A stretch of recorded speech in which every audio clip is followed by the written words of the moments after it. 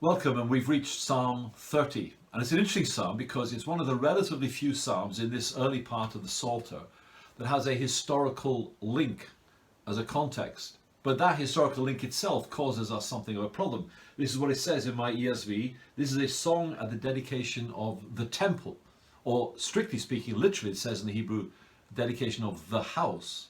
Now, of course, it can't be the temple because that's Solomon's temple. It's not even been built yet. So all sorts of commentators and writers have wondered what was in the mind of David or the editor of the Psalter at this point. But let me tell you what's in my thinking. And I think this fits in very well with the content of the psalm. If you go back to 2 Samuel 24 and 1 Chronicles 21, you have the account of the plague that God visits upon the people of Israel as a punishment because David had taken a census of the people. And that plague is brought to an end at the threshing floor of Araunah, we're told, and David steps in and buys that piece of land to build an altar to the Lord. But he also says, according to 1 Chronicles 22 verse 1, here shall be the house of the Lord. So in my mind, what David is writing about here is the end of that plague and the marking of it by dedicating that piece of ground for the future temple, for the house of the Lord. And that fits very well with the content of this psalm. So in that place where the plague that had killed 70,000 people comes to an end, David voices this psalm in celebration. Let me take you quickly through the headings of this. Verses 1 to 3 is what I call a movement from death to life. David is rejoicing in answered prayer for a deliverance from death. And it's very personal. You brought me up. You brought my soul from Sheol. I think David feels great responsibility for what's happened. This plague has been visited because of his ill-judged actions. Very strong language. Verse 2 sums it all up. I cried to you for help and you have healed me. That's the whole theme of Psalm 30.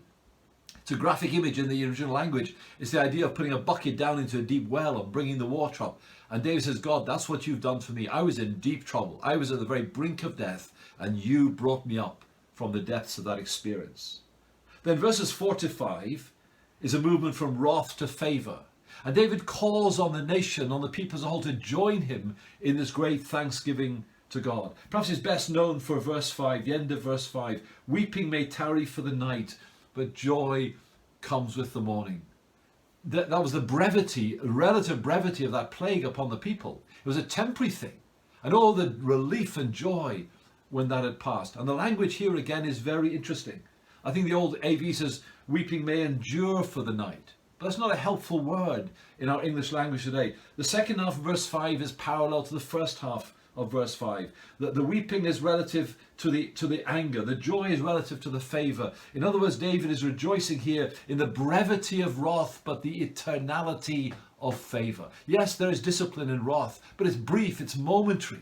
Painful, but it's momentary. But the favour of God is forever and ever. Of course, that's true for the believer, it's not true for the unbeliever. The opposite is true for the unbeliever. For the unbeliever, in their terms, pleasure is now, but it's brief. Wrath and pain is eternal. Then verses 6 to 10, 6 to 10, in typical Hebrew form, he fleshes out a bit more the background to all of this. And it helps us again understand what's going on here. He confesses his self-confidence, his pride that had led him to take this census. He had become proud. He had forgotten the fact that it was God who had established his kingdom on God's terms. David didn't need to know how strong his army was, how many armed forces he had.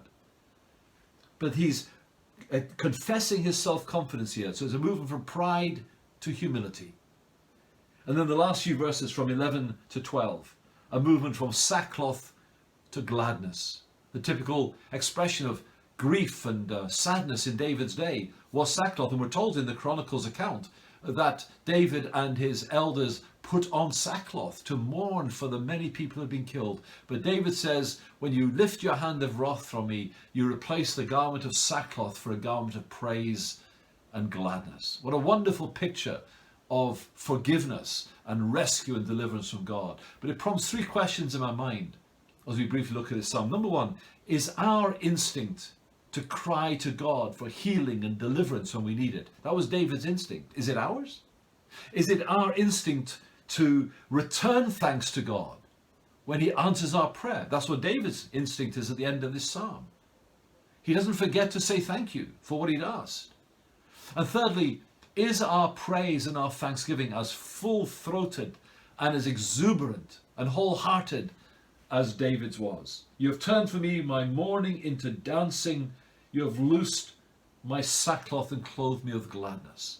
The Lord has done great things for us. He's rescued us from a fate worse than a 3-day plague. If we're believers, he's rescued us from hell and judgment. If that doesn't spark praise and thanksgiving in our hearts, then what will? The Lord bless you.